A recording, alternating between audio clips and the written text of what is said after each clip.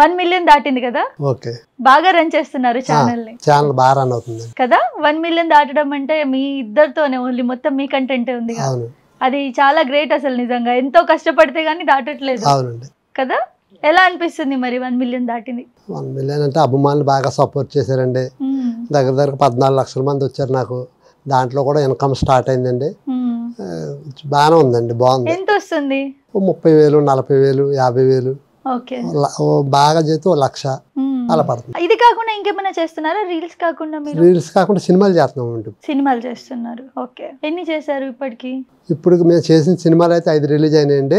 ఇంకొక 15 సినిమాలు రన్నింగ్ లో ఉన్నాయి. ఇప్పుడు ఒక పెద్ద సినిమా కూడా ఏదో ఉందని విన్నాను, చిరంజీవి గారితో. అవును, అనిల్ రాఘపూడి గారు డైరెక్టర్ గారు. షూట్ అయింది అందులో? లేదండి, వచ్చే నెలలో 3 రోజులు. 3 రోజులు డేట్స్ ఇచ్చారు. ఏంటి అందులో రోల్ ఏంటి? కామెడీగానా, జస్ట్ అట్లా గెస్ట్ అపిరియన్స్? లేదండి, కామెడీ అన్నానండి. కామెడియన్ అంటే కొంచెం అలా వచ్చిపోతారు అంతే. ఓకే, అంతే. సో ఏంటి ఇప్పుడు ప్రెసెంట్ వీడియోస్ ఎలా నడుస్తున్నాయి? లైఫ్ ఎలా నడుస్తుంది? లైఫ్ కొంచెం బిజీగా ఉందండి. అటు ఇటు పరుగులు ఎత్తుతాం, అవును, అడవిడి అలా ఉందండి.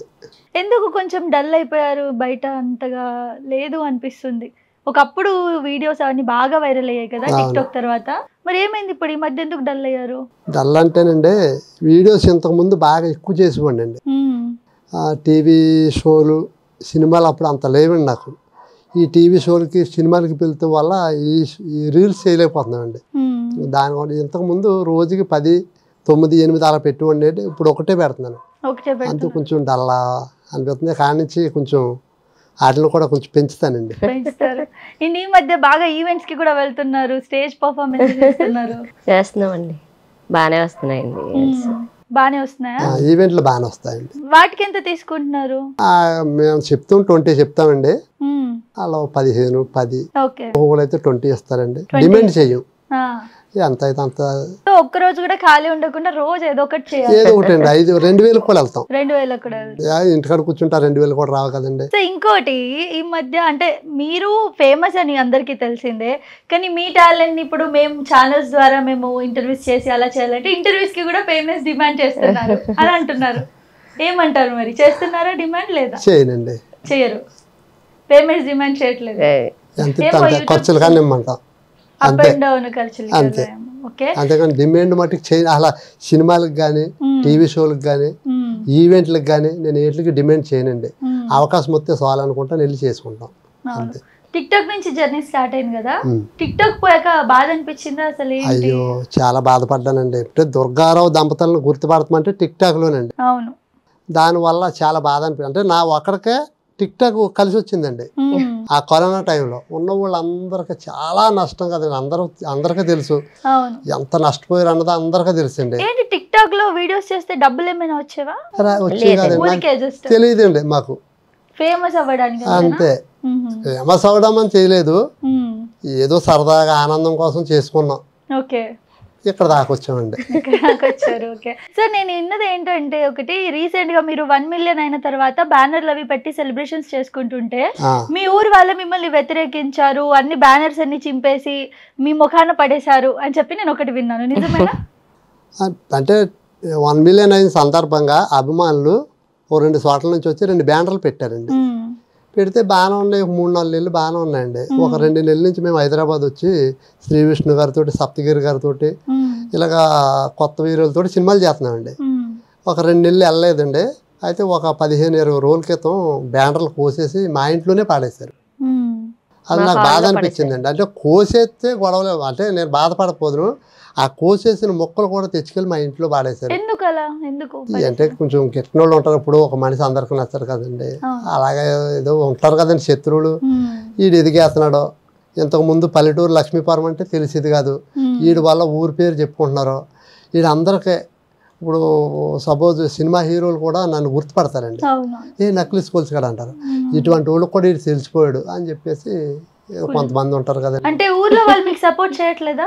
చేస్తారండి. ఊళ్ళో సపోర్ట్ చేస్తారండి. వ్యతిరేకమైన వాళ్ళు కూడా ఉంటారు కదండి. అందరూ ఒక మనిషి నచ్చరు కదండి. కొంతమంది వ్యతిరేకంగా ఉండేవాళ్ళు చేసినట్టు ఉన్నదండి పని. సరే ఇప్పుడు ఆయన చేస్తున్నారు ఓకే, కానీ ఆడపిల్లగా మీరు ఊరు నుంచి వచ్చి అలా వీడియోస్ లో డాన్స్ చేయడం అంటే దాన్ని పెద్దగా భూతద్దం పెట్టి చూస్తారు కదా. అవునండి. మరి మీకు చుట్టుపక్కల వాళ్ళు కానివ్వండి, మీ రిలేటివ్స్ కానీ ఏం చెప్పేవాళ్ళు? నువ్వు ఆడపిల్లవి, ఆడదానివి, భర్తను చూసుకో, నీకెందుకు, ఇలా ఏమైనా చెప్పారా? చెప్పారండి, చాలా మంది అనేవారండి. ఏం చెప్పారు? మా చుట్టాలు, మా పెద్దమ్మోళ్ళని, లేకపోతే అక్కలు వాళ్ళు ఉంటారు కదండి, వాళ్ళందరూ కూడా అనేవారు, మగోడికైతే సరిపోద్ది కానీ నువ్వు ఆడపిల్లవు కదమ్మా, నీకెందుకు, నువ్వు అలాగ చేస్తాం కరెక్ట్ కాదు, చేయొద్దు అలాగలాగా అనేసి అనేవారు. మా ఆయన గారు చేయమంటున్నారు, నేను చేస్తున్నాను అంతే, ఇప్పుడు మా ఇష్టం కొలదే మేము చేసుకుంటున్నాం, ఇప్పుడు మీకేంటి బాధ అనేసి అనేదండి. మీ అత్త మామ వాళ్ళు యాక్సెప్ట్ చేశారా? మీ ఆడవాళ్ళు ఉంటారు. మా మామగారు లేరండి, మా అత్తయ్య గారు ఉన్నారు, ఆవిడ కూడా చేసేదండి మాతో పాటు. సరిపోయింది. ఓకే. మా అమ్మకి చాలా ఇష్టం అండి పాటలు అంటే, సరదాగా ఎవరైనా పాట పెడితే ఇంట్లో డాన్స్ చేసేద్దాం అంటే అది సరదాగా ఉంటుందండి. మరి మీ ఆడపడుచులు అందరూ యాక్సెప్ట్ చేశారా మీరు ఇలా? ఆవిడ పర్లేదండి, ఏమనరండి, మంచిగా ఉంటారండి. అంటే కొన్ని కామెంట్స్ వస్తుంటాయి కదా, ఆడదానివి ఎగరడం అవసరం ఆ వీడియోలోకి వచ్చి, అలా అన్నప్పుడు ఎప్పుడైనా బాధపడ్డ రోజులు ఉన్నాయా? మరి వాళ్ళు అనుకుంటారో, వాళ్ళు పెట్టిన వాళ్ళు బ్యాడ్ కామెంట్స్ పెట్టిన వాళ్ళు ఎవరో మనకు తెలియదండి, అటువంటి వాడు మనం బాధపడవలసిన పని ఏంటండి. కానీ స్టార్టింగ్ లో మీకు ఇదంతా అలవాటయ్యాక, స్టార్టింగ్ లో బ్యాడ్ కామెంట్స్ వస్తే ఖచ్చితంగా ఒక ఫీల్ ఉంటది, తర్వాత అలవాటు అయిపోతుంది. అసలు బ్యాడ్ కామెంట్స్ అన్నాయే చూసేవాళ్ళం కదండి, చూసేవాళ్ళే అసలు చూసేవాళ్ళం కదండి. అంటే 2 సార్లు చూసామండి, 2 సార్లు చూసి నేను చాలా బాధపడ్డాను, లోనికి వెళ్ళి ఏడ్చానండి. ఏం పెట్టారు? సిగ్గులేదారా నీకు, అలా చేస్తున్నావు, పిల్లల్ని అడ్డు పెట్టుకుని, ఇలా చేస్తున్నావు, పిల్లల్ని అడ్డు పెట్టుకుని పైకి వెళ్ళిపోతున్నావు అని చెప్పేవారు, పెట్టేవారండి. నేను పెట్టిన వీడియోలు చూసివ్వండి. అసలు ఏ వీడియో అయినా చాలా నీట్గా ఇంట్లో లేడీస్ ఎంత పద్ధతిగా ఉంటారో నేను చూసివ్వండి.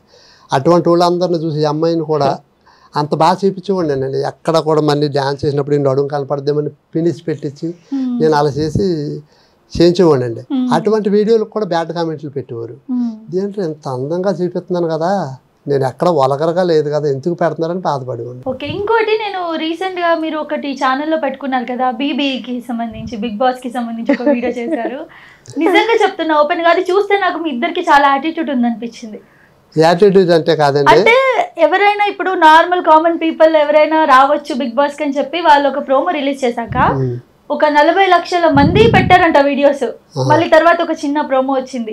ఆ వీడియోస్ లో మీది ఒక వీడియో ఉంటుందంటే అది చాలా స్పెషల్ గా ఉండాలి, లేదా ఇమోషనల్ గా ఏదో ఒకలా ఉండాలి, కానీ ఫుల్ యాటిట్యూడ్ గా మీరు డైరెక్ట్ నాగార్జున గారికి ఇచ్చి పడేస్తున్నట్టుంది ఆ వీడియో. అన్ని కాదండి, ఇప్పుడు మేము ఇంత వైరల్ అయ్యాం, కనీసం ఒక్కసారన్నా వీళ్ళని తీసుకోవాలన్న ఆలోచన లేదండి. ఇప్పుడు ఫేమస్ అయిన వాళ్ళని చూడాలి కదండి. ఇప్పుడు ఎవరు ట్రెండింగ్లో ఒకప్పుడు, ఇప్పుడు అంటే కొంచెం మీరు అన్నట్టు డల్ అయ్యాం, ఇంతకు ముందు మరి ఎంత ట్రెండింగ్లో ఉన్నామండి 4-5 సంవత్సరాల నుంచి, కానీ ఒక్కసారన్నా పిలిచారండి.